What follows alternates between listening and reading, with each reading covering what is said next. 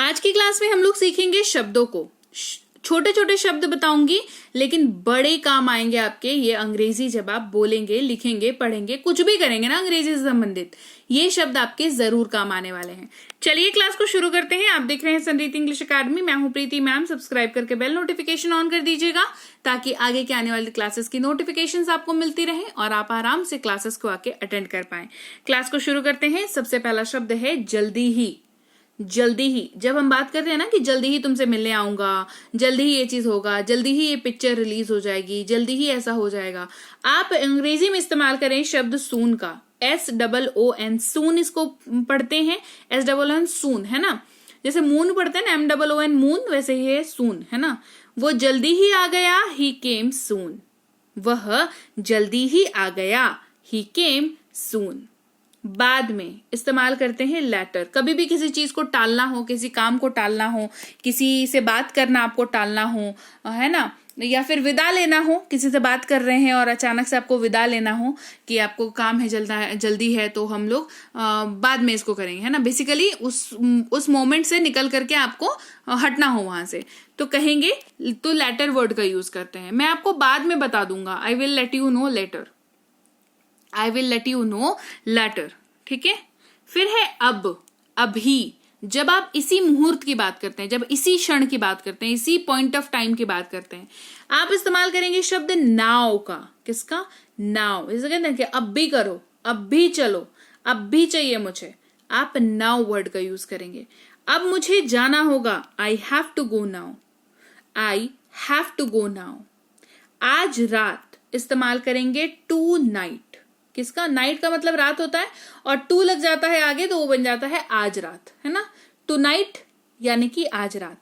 जैसे पार्टी आज रात है, party is tonight, party is tonight. Party आज रात है, पार्टी इज टू नाइट। अभी तक इस्तेमाल करेंगे शब्द येट का। अभी तक, येट, है ना। ये ना इस्तेमाल होता है जब कोई चीज पहले से थी और अभी भी है और आपको उम्मीद नहीं था कि वो अभी भी ऐसी ही रहेगी, है ना। तो येट का मतलब अभी तक ऐसा नहीं हुआ है, अभी तक भी ये काम नहीं हुआ, अभी तक भी तुमने मतलब तुम तैयार नहीं हुए, ऐसा, है ना। मतलब बहुत टाइम कुछ बीत गया है एंड आप एक्सपेक्ट कर रहे थे कि वो काम हो गया होगा, नहीं हुआ है, तो हम इसको डिसअपॉइंटमेंट के साथ कहते हैं ना कि अभी तक तुम तैयार नहीं हुए हो, है ना, ऐसे बोलते हैं। तो येट, आपने अभी तक भुगतान नहीं किया है, you have not paid yet, you have not paid yet. शीघ्र या वक्त से पहले इस्तेमाल करते हैं शब्द अर्ली का। किसका यूज करते हैं? अर्ली। वह सुबह घर से वक्त से पहले निकल गया, he left home early in the morning. ये कहां पर यूज होता है? ये यूज होता है कि ऐसे किसी काम के बारे में बात कर रहे हैं आप जिसका समय फिक्स है, लेकिन पर्टिकुलरली किसी दिन वो काम अपने तय समय से पहले हो गया है। अगर ऐसा हुआ है तो वो अर्ली वहां पर यूज कर सकते हैं आप। शीघ्र, है ना, वक्त से पहले।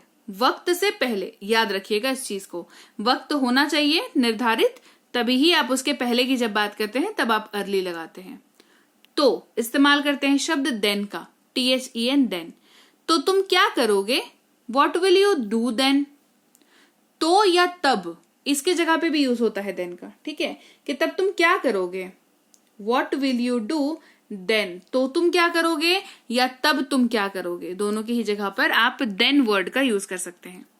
वहां इस्तेमाल करेंगे शब्द देर का, THERE, देर, और ये जगह बताने के लिए यूज होता है।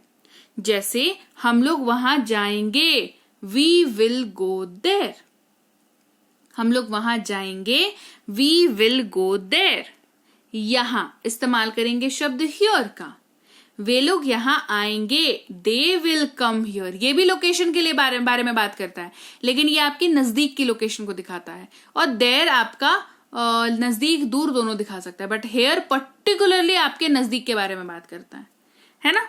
चलो आगे बढ़ते हैं। दूर यानी कि फार, ये डिस्टेंस के बारे में बात करता है, दूरी के बारे में बात करता है। जैसे ये बहुत दूर है, इट इज टू फार। जैसे मान लो अभी मैं कहूं कि मुझे भारत से लंदन जाना है, तो क्या बोलोगे? इतना दूर, दूरी, है ना, आया ना, डिस्टेंस की बात हो गई। तो फार वर्ड का यूज करते हैं, ये बहुत दूर है, इट इज टू फार। पास इस्तेमाल करते हैं शब्द नियर का, किसका यूज करते हैं, नियर, वो पास ही रहता है, ही लिव्स नियर, ही या ही लिव्स नियर बाय, दोनों में से कोई भी यूज कर सकते हैं। अंदर इस्तेमाल करते हैं शब्द इनसाइड का, गेट के अंदर रहें, स्टे इनसाइड द गेट, क्या कहेंगे, स्टे इनसाइड द गेट। पीछे या वापस इस्तेमाल करते हैं शब्द बैक का, किसका यूज करते हैं, बैक। अपनी जगह पर वापस जाओ, go back to your seat, अपनी जगह पर वापस जाओ, go back to your seat, मतलब बैक क्यों यूज करें कि जहां पर थे वहीं चले जाओ, इसीलिए बैक वर्ड का यूज किया। घर के अंदर इस्तेमाल करेंगे इंडोर, इंडोर क्यों इंडोर, क्योंकि घर के अंदर की बात हो रही है, दरवाजा खोल के हम घर के अंदर जाते हैं, बाहर भी जाते हैं, पर यहां पर अगर अंदर जाने की बात हो रही है तो इंडोर वर्ड का यूज करते हैं। वो घर के अंदर ही रहा, he stayed indoors, he stayed indoors. बाहर आउट का बात करते हैं, आउटसाइड का बात करते हैं, या आउटडोर की बात करते हैं, तीनों में से कोई भी यूज कर सकते हैं। वो बाहर चला गया, he went out, he went out. अभी अभी इस्तेमाल करते हैं शब्द जस्ट का, JUST, जस्ट इसको पढ़ते हैं और इसका इस्तेमाल अभी अभी, है ना, कहते हैं ना, अरे अभी अभी वो चला गया, अरे अभी अभी मैं यहाँ पर आया, अरे अभी अभी मैंने लंच किया, है ना, हम लोग बहुत यूज करते हैं इसको डेली लाइफ में। इसकी जगह पर अंग्रेजी में, हिंदी में तो 2 शब्द यूज करते हैं, पर अंग्रेजी में एक ही शब्द का यूज करते हैं, वो है जस्ट, JUST, जस्ट। जैसे वो अभी अभी आया, ही जस्ट अराइव्ड, क्या कहेंगे, ही जस्ट अराइव्ड। बहुत इस्तेमाल करते हैं शब्द TOO का, देखो अंग्रेजी में 2 टू होता है, एक में सिंगल ओ लगा हुआ रहता है, एक में डबल ओ लगा हुआ रहता है। तो जिसमें डबल ओ लगा हुआ रहता है वो ज्यादा हुआ ना, मतलब ओ की मात्रा कितनी हुई, इसको ऐसे याद रखो, ओ की मात्रा कितनी हुई, ज्यादा हुई ना, एक में 1 लगा हुआ है, एक में 2 लगा हुआ है, तो याद रखो इसको ऐसे कि जिसमें ज्यादा ओ लगा हुआ है उसका इस्तेमाल भी जो है वो ज्यादा चीज को दिखाने के लिए होता है, ठीक है, वो एम्फसाइज करने के लिए, जोर डालने के लिए यूज होता है। जैसे ये बहुत नरम है, it is too soft, it is too soft. गहरा इस्तेमाल करते हैं शब्द डीपली का, उन्हें गहरा सदमा लगा, ही वॉज डीपली शॉक्ड।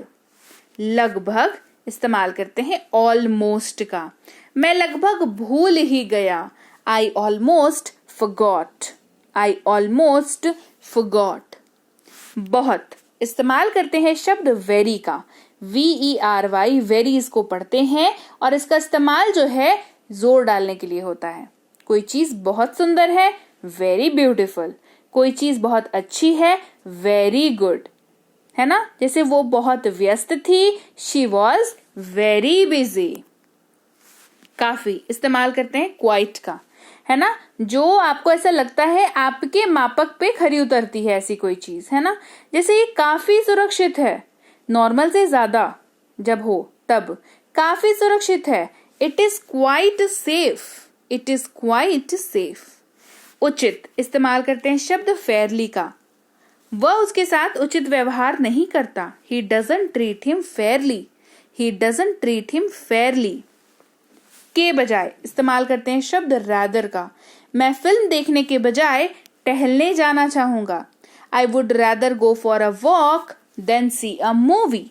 ये 2 चॉइसेस जब होती हैं उसमें जो आपको ज्यादा पसंद होती है और जो आपको कम पसंद होती है, इन दोनों को जोड़ने के लिए रैदर वर्ड का अंग्रेजी में यूज करते हैं।